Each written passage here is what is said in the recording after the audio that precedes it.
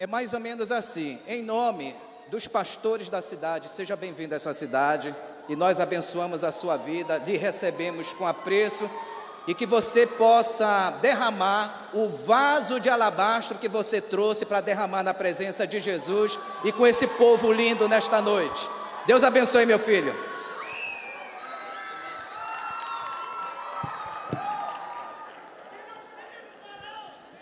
Amém. Você pode se sentar, a gente vai começar com a palavra hoje.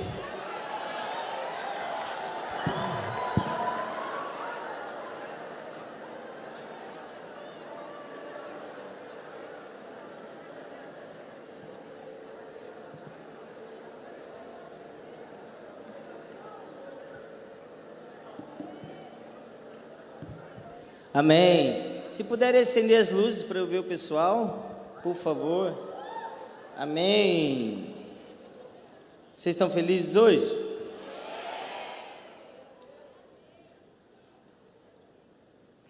Abre a sua Bíblia comigo em João 1.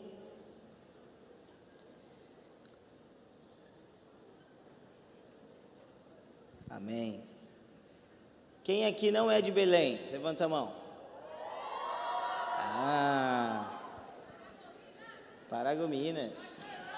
Tem alguém de Marabá? Marabá, um ali. Eu só entendi.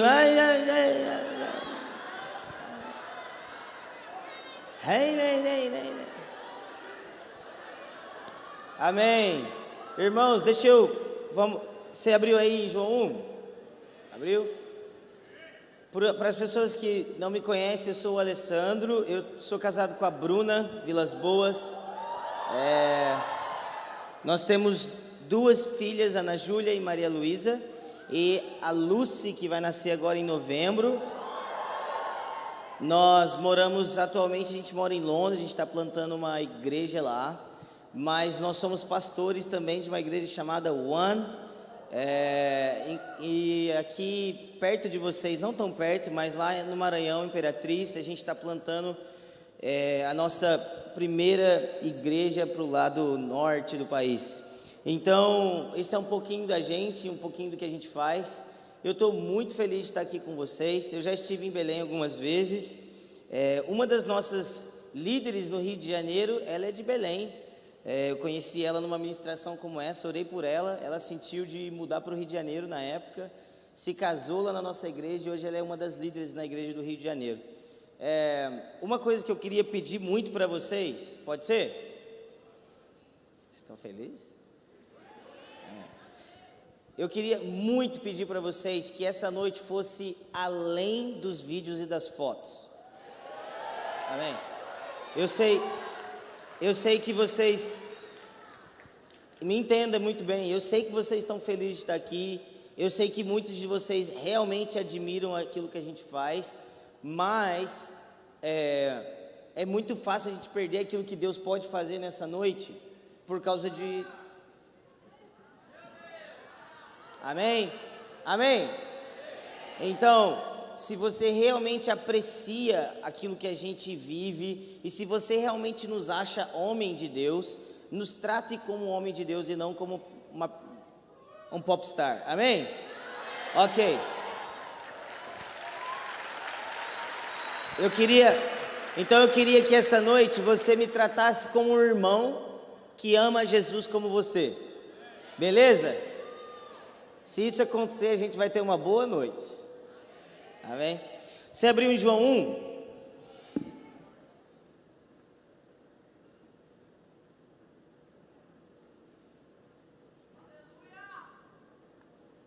Alguém me ajuda?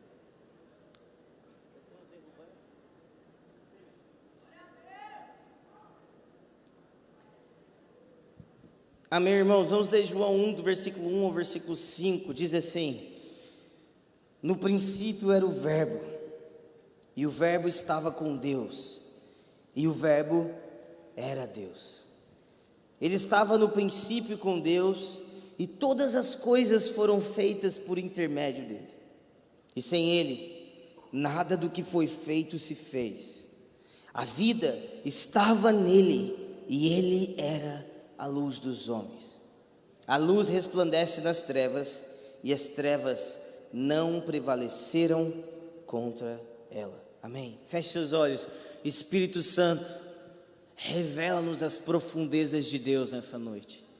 Espírito Santo, encha essa igreja, enche esse lugar com a revelação de quem Deus é. Nós queremos ir mais profundo na revelação do Filho. Nós queremos ir mais profundo na revelação de quem Deus é. Nós não queremos sair daqui os mesmos. Nós queremos ser transformados pela sua beleza. Em nome de Jesus, amém. Irmãos, então quem escreveu essa carta é o apóstolo João. E João, como nós sabemos, é tratado por ele mesmo como discípulo amado. João também é aquele que escreveu o livro de Apocalipse. O livro de Apocalipse começa com João ficando chocado com o seu amigo Jesus aparecendo para ele agora de maneira gloriosa. João fica tão chocado que as escrituras dizem que ele cai como morto. Ele fala: quem é você? João então é conhecido como um homem íntimo. E na verdade, se você lê o evangelho de João, as cartas de João, 1º, 2º e 3, depois o livro de Apocalipse, fica muito nítido que João era um homem de afeições muito grandes pela pessoa de Jesus. E João ele faz um paralelo entre João 1 e Gênesis 1, aqui nesse começo. Se você lê Gênesis 1, se você se lembra, no princípio, Deus criou todas as coisas. Então João, a fim de provar que Jesus era Deus, Jesus é Deus, ele diz: no princípio era o verbo, e o verbo estava com Deus, e o verbo é Deus. Em 1 João ele faz a mesma coisa, ele diz: aquele que estava no princípio, fala comigo, princípio.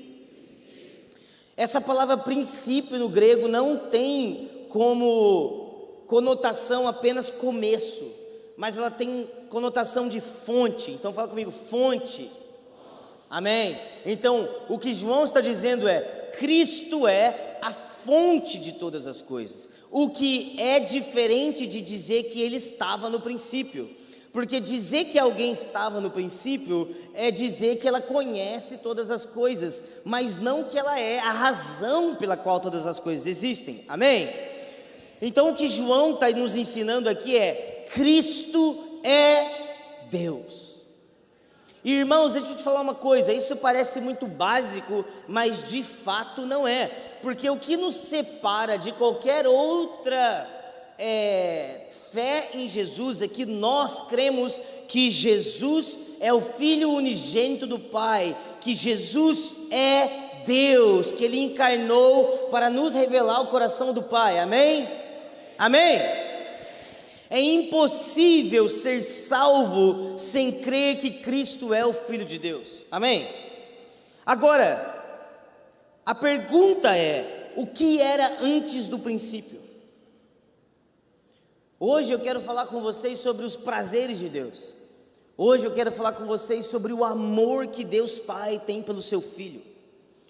E finalmente nós vamos chegar em João 17, onde eu quero falar um pouco de paternidade, a que Deus tem por nós, e os amores e os desejos de Deus por nós. E a pergunta que nós precisamos nos fazer é: o que era antes do princípio? O que acontecia antes de todas as coisas? Porque João começa dizendo: no princípio era o verbo, e nós entendemos que Deus é a fonte do princípio, mas nós também precisamos nos perguntar: o que acontecia antes desse princípio? O que rolava no céu?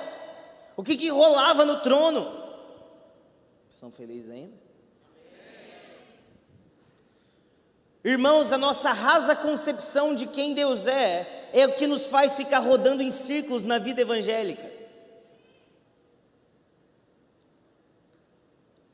A pergunta mais importante da sua vida é: quem Deus é? E não quem eu sou. Porque quem eu sou tem fator limitante. Eu sou pequeno demais. Mas quem Deus é, fonte de todas as coisas, razão pela qual todas as coisas existem. Deus é Deus.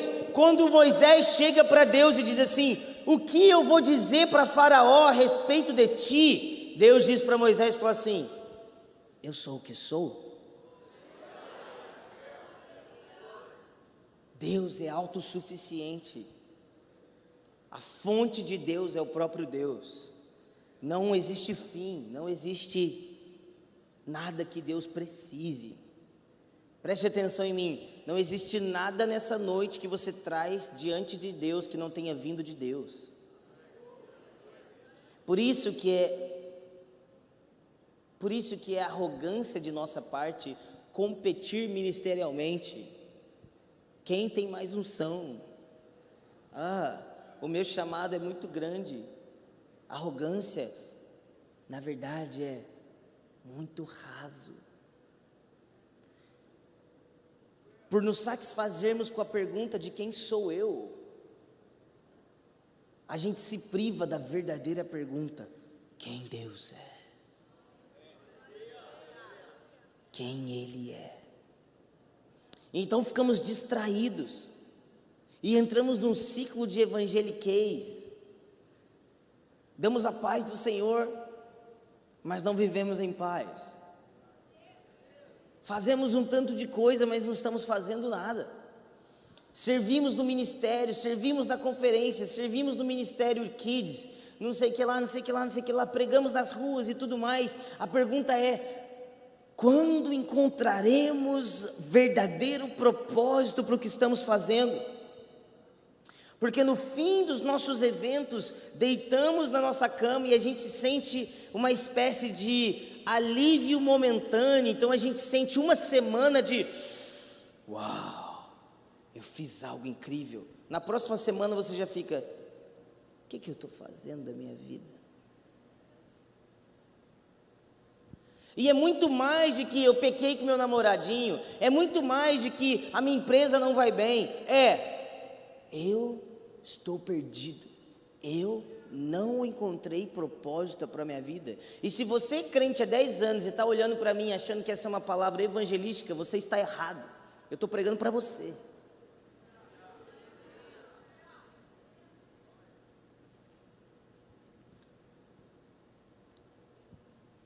Líderes e pastores perdidos em sua vocação, jovens concorrendo para ver quem vai subir no púlpito primeiro, quem vai ter a primeira oportunidade primeiro. Rasos, nós carecemos da revelação de quem Deus é. Você consegue ver Paulo e Pedro brigando: quem vai ter a igreja maior? Eles competiam para ver quem sofreria mais por amor a Cristo. Pedro, ao ser crucificado, disse: por favor, me coloquem de ponta cabeça, eu não sou digno de morrer como Cristo. Minha igreja é tão simples, não tem nem ar-condicionado. Minha igreja é incrível, tem ar-condicionado. Quantas pessoas vão na sua igreja? Quantos seguidores você tem? E sem perceber, estamos nos satisfazendo com as mesmas métricas que as pessoas sem Cristo se satisfazem. Somos satisfeitos, entre aspas, pelas mesmas métricas que os seus irmãos de faculdade que não têm a Cristo também se satisfazem.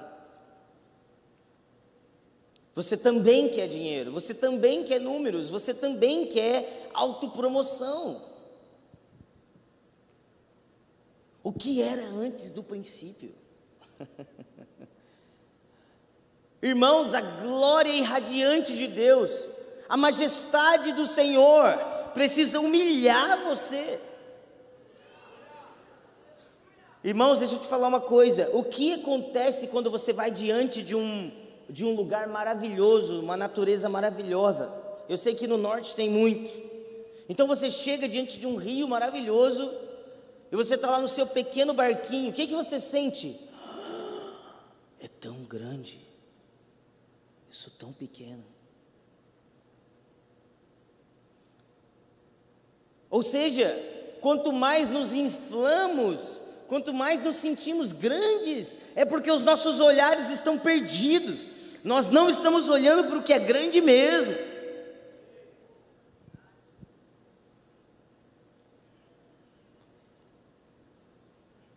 Posso ser sincero com vocês? As pessoas dizem por aí que eu não gosto de tirar foto. É mentira, eu gosto. Eu só não gosto de tirar foto na igreja. Irmãos, estamos nos satisfazendo com as mesmas coisas que as pessoas do mundo se satisfazem. Nós estamos gastando tempo na igreja fazendo as mesmas coisas que alguém no show do Coldplay faz. Nós saímos, presta atenção, para de falar eita, não é lacração, não é política. Olha para mim, olha aqui, olha para mim, olha para mim. Nossa, o Ale é tão bravo. Nós não temos tempo a perder, irmãos. A gente está perdendo muito tempo fazendo barulho. Olha para mim. Nós ficamos no culto, saímos daqui falando que foi o melhor culto da nossa vida. Mas saímos daqui com 50 fotos. Como que no mesmo dia que você teve a melhor noite da sua vida, você teve 50 fotos? Como é que você diz, eu tive uma experiência que mudou minha vida? É? Mas você postou, você fez até live. Como é que deu tempo? Como é que dá tempo, irmãos? Como é que dá tempo de ter uma experiência com Deus? Irmãos, como temos tempo de viver algo profundo com o Senhor, se o que temos olhado não é Deus? O que gastamos tempo no nosso dia a dia não se chama conhecimento de Deus. O que era antes do princípio. Deus não vivia uma vida sem propósito antes de você aparecer. Deus não está em seu trono agora mesmo. Oh meu Deus, eu preciso salvar o Pará. Eu não vivo sem o Pará. Entender a grandiosidade de Deus vai te fazer entender muito mais o seu grandioso amor. Porque quando você perceber que Ele é completamente independente de você, suficiente nele mesmo, você vai ficar chocada. Como Ele pode me amar tanto?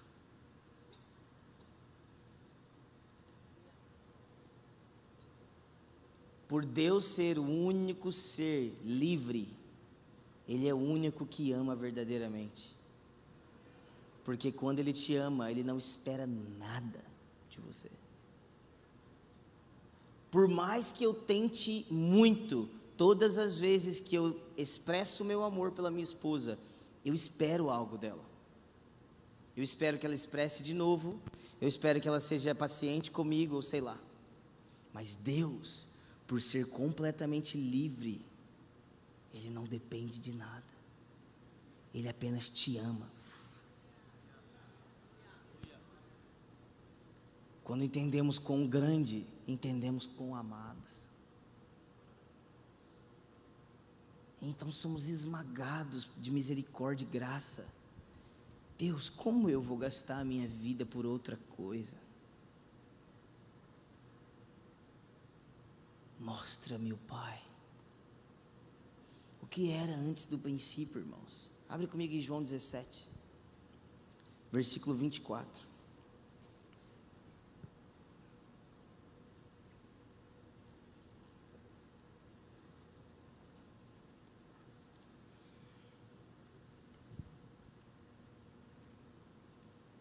João 17, versículo 24, é o próprio Jesus orando. Ele diz assim: Pai, a minha vontade é que onde eu estou, estejam também comigo os que me deste, para que vejam a minha glória que me conferiste, porque me amaste antes da fundação do mundo. Para aqui.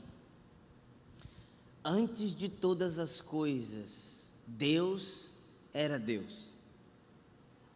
E antes que houvesse todas as coisas, o Pai amava o seu Filho, e o Filho amava o seu Pai, e o Espírito de amor entre eles fluía em perfeita comunhão. Deus vive Deus, de eternidade a eternidade. Deus é suficiente de eternidade a eternidade. Deus não está ansioso, Deus não está com pressa, Deus não foi pego de surpresa. Deus está satisfeito em Deus desde sempre e para sempre. Uau! John Piper diz: por toda a eternidade, mesmo antes de haver quaisquer seres humanos para amar, Deus tem sido excessivamente feliz em seu amor pelo Filho. Ele nunca se sentiu só. Ele sempre se regozijou com satisfação transbordante na glória e na parceria de seu Filho. Vamos lá, alguém. Deus nunca esteve só. Deus nunca sentiu solidão. Deus nunca sentiu: oh meu Deus, eu não tenho propósito. Uau! Nós estamos falando de alguém completamente feliz, completamente satisfeito, completamente maior. Mateus 3, versículo 17 diz que Deus olhou dos céus no momento em que Cristo estava sendo batizado e disse: este é o meu Filho amado, em quem tenho prazer. Fala comigo, prazer. Irmãos, infelizmente na igreja evangélica falar prazer é quase pecado. Somos tão rasos que quando falamos prazer, sexo. Prazer, pecado. Deus tem prazer em seu Filho, e o Filho tem prazer em seu Pai. Olhe para mim, eles são felizes, satisfeitos. Todo o amor, toda a glória de Deus flui do fato dele ser feliz em si mesmo. Se Deus não é satisfeito no próprio Deus, como ele pode ser glorioso? Como alguém que diz ser glorioso depende de alguma coisa? Deus, Yahweh, não é igual aos deuses gregos que a gente assiste. Ele não precisa da sua adoração para ficar forte. Ele não precisa que você plante igreja para o reino dele ficar forte. Vamos lá.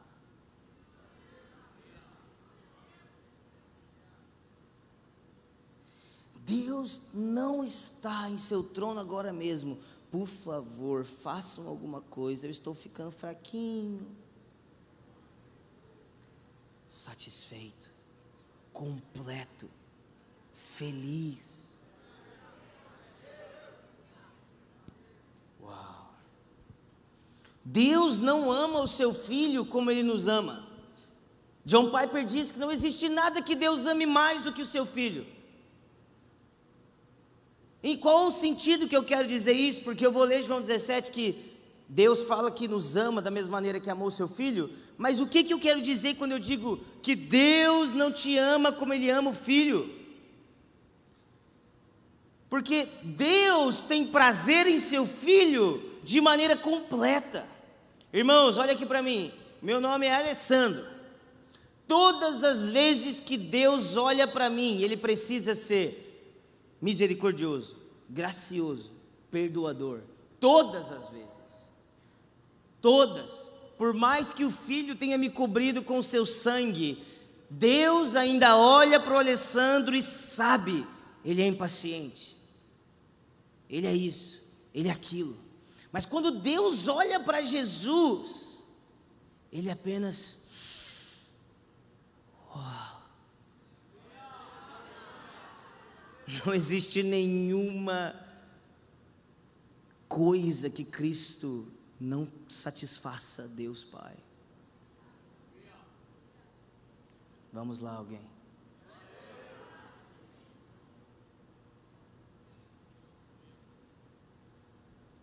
Ale, você veio de tão longe para falar disso?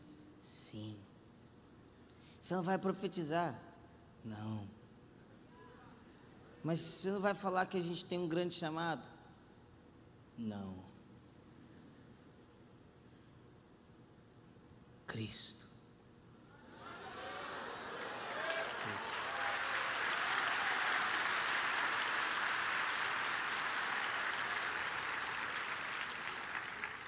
Deus é satisfeito em seu Filho. Como Deus pode ser glorioso? Deus é glorioso porque é satisfeito em si mesmo, completo. Uau.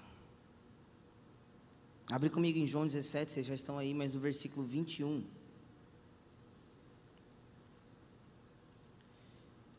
Nós temos um grande convite agora.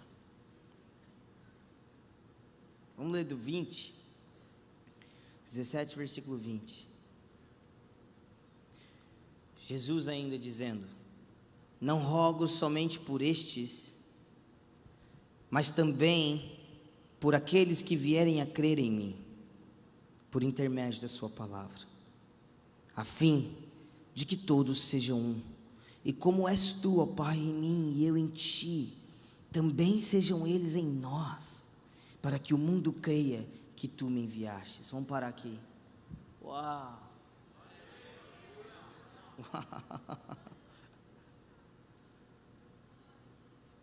Deus, que não precisa de nada, enviou o seu Filho, e o seu Filho morreu numa cruz por mim.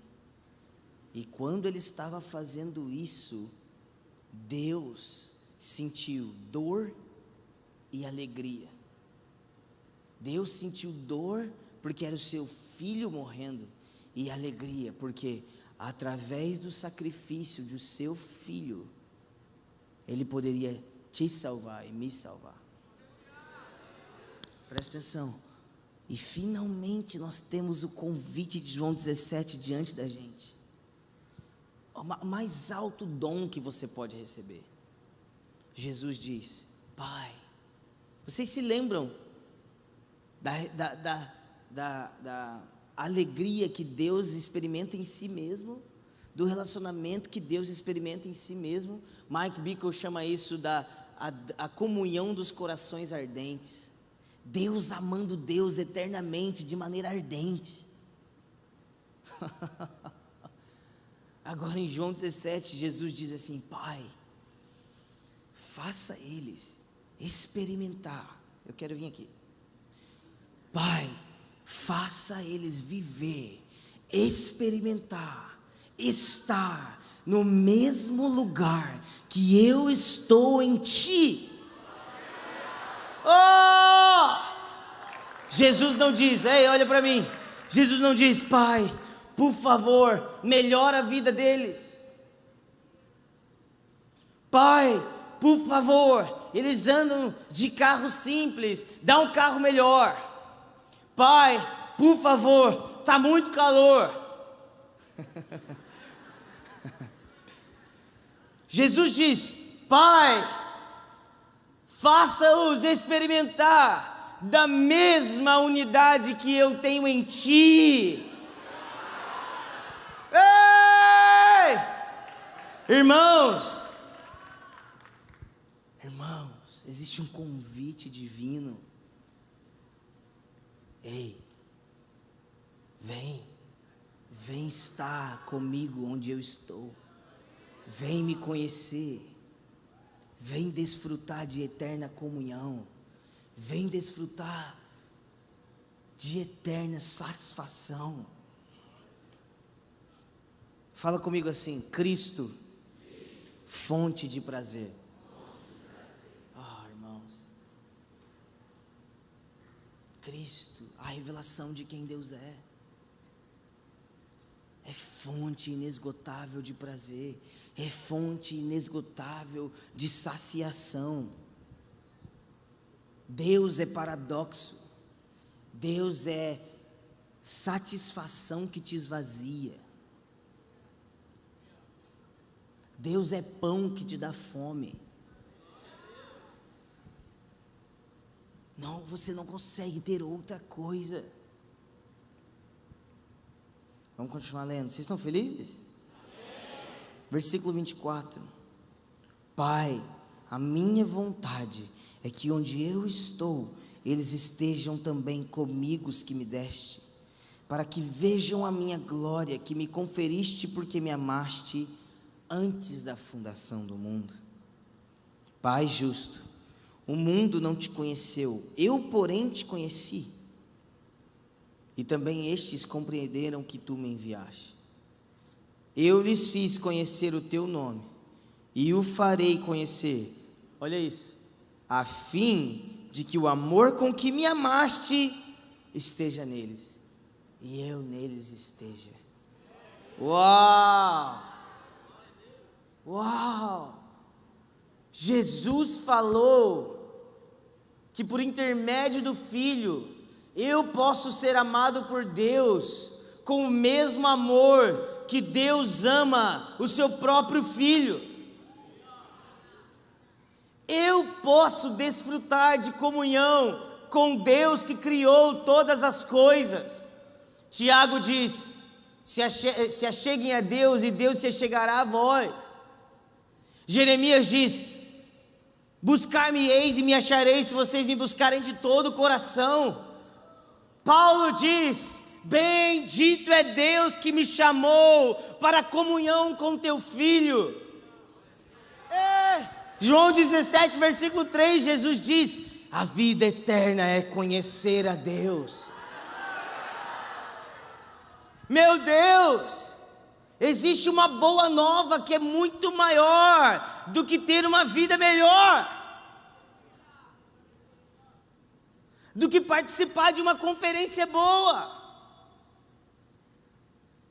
Vamos lá, crente brasileiro, tire os seus olhos de tantas coisas e coloque os seus olhos em Cristo.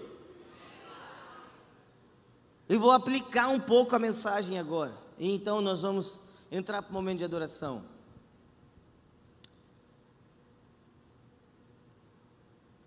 Fale assim comigo: Deus é mais glorificado através de mim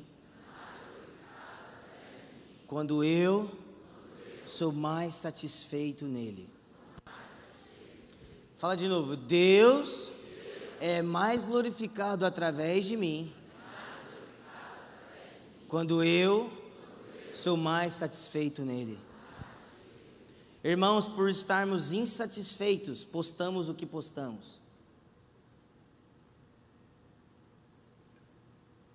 Por estarmos insatisfeitos, competimos. Por estarmos insatisfeitos, desejamos as melhores posições. A maioria das coisas que nós fazemos, postamos e vimos, é mera orfandade. Nos comparamos. Nós vamos numa igreja e vemos uma coisa legal, falamos, temos que fazer na nossa. Por quê? Deus pediu? Deus te chamou para fazer isso? Você seria satisfeito se morresse sem fazer nada?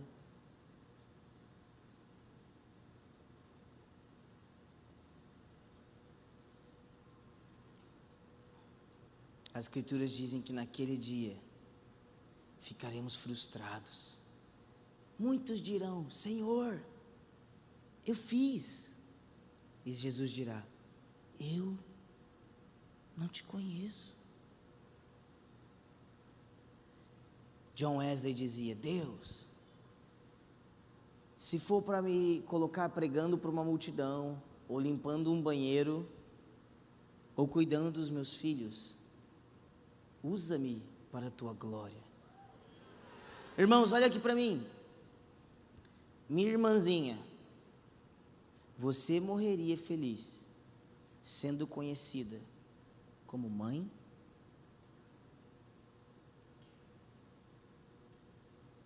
Meu irmãozinho, você seria feliz morrendo, sendo conhecido como pai?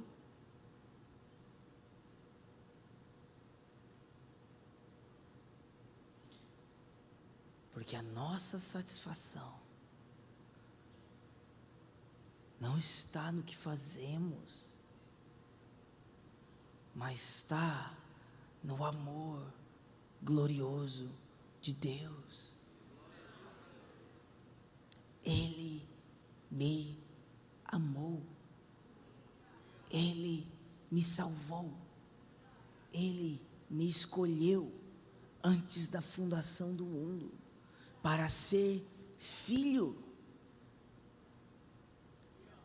Mas ali eu preciso fazer alguma coisa. Precisa?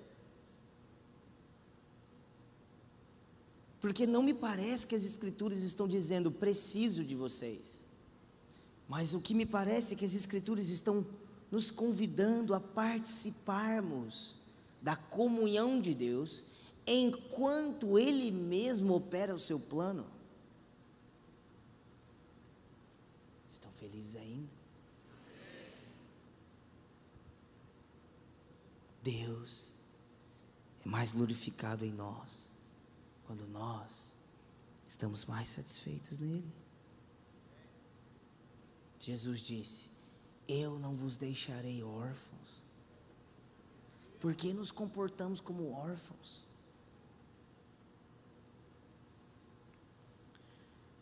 Irmãos, o livro de Deuteronômio, eu vou dar só uma breve, o livro de Deuteronômio 31, termina com o próprio Deus dizendo: Israel irá falhar. Moisés escreve uma música, um cântico, para que lá depois eles pudessem cantar e se lembrar que Deus havia avisado eles. Vocês estão comigo? A gente já vai cantar já, fica firme. Que Deus, olha aqui para mim, que Deus, eles se lembravam através das canções, que Deus havia dito que Israel falharia. Josué 1 começa: ei, ser corajoso, eu te chamei. Mas a gente não pega o contexto, né, irmão? Qual é o contexto? O contexto é que a igreja que Josué estava assumindo ia falhar.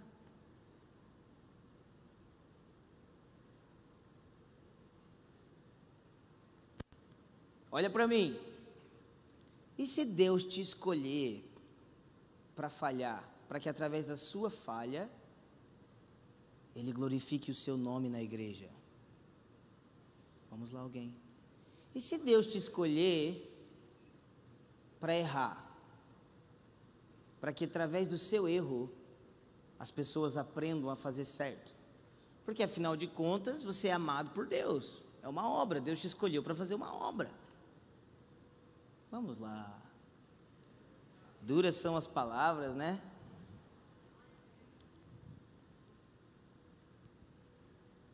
Deus é mais glorificado em nós quando nós somos mais satisfeitos nele.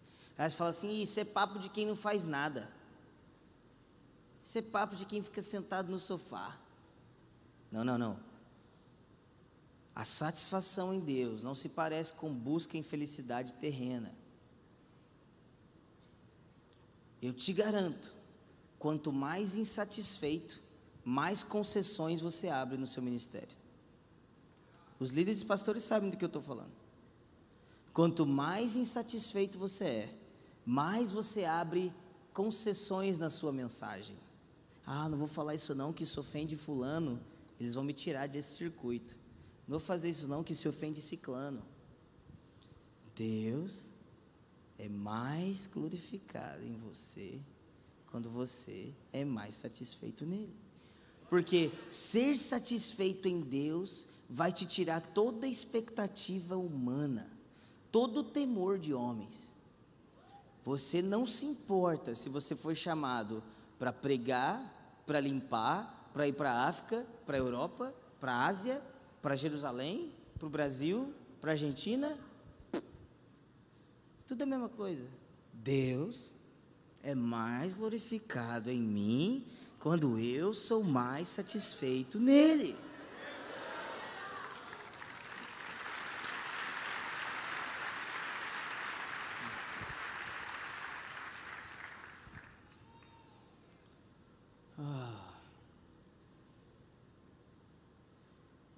Irmãos, eu estou vindo muito pouco para o Brasil. A gente está plantando uma igreja, a gente tem 20 pessoas dentro da minha casa, sendo uma igreja sendo plantada de língua inglesa. Está sendo um bom desafio. Então, olha para mim. Se você não gostou de mim, normal, faz parte. Mas me entenda, eu não quero perder tempo. Não quero perder tempo. Nós estamos muito distraídos. Muitos. Quando eu falo nós, eu falo a igreja do Brasil. Se você parar para pensar, nós fazemos mais barulho do que nunca. E não tem resultado nenhum. Se queremos avivamento, precisamos assumir: não temos avivamento. Se queremos vinho novo, como no casamento, precisamos chegar em Jesus e dizer: acabou o vinho. Não adianta a gente fingir que tem. Precisamos estender a mão mirrada e não a mão boa. Ei, Jesus, cura minha mão mirrada. Vamos lá, amém? Feche seus olhos comigo. Se você quiser ficar em pé, você fica à vontade.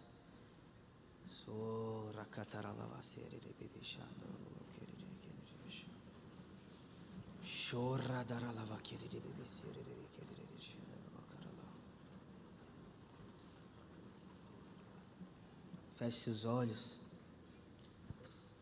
Espírito de Deus.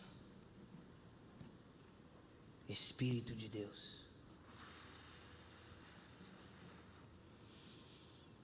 Enche esse lugar.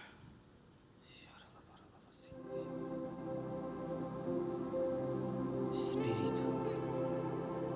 Espírito de Deus. Enche esse lugar. Espírito de Deus. Enche esse lugar.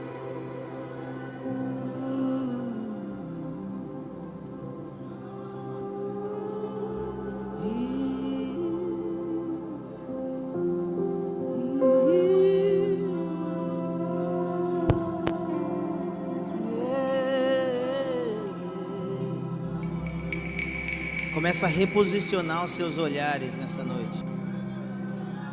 Começa a reposicionar as suas intenções.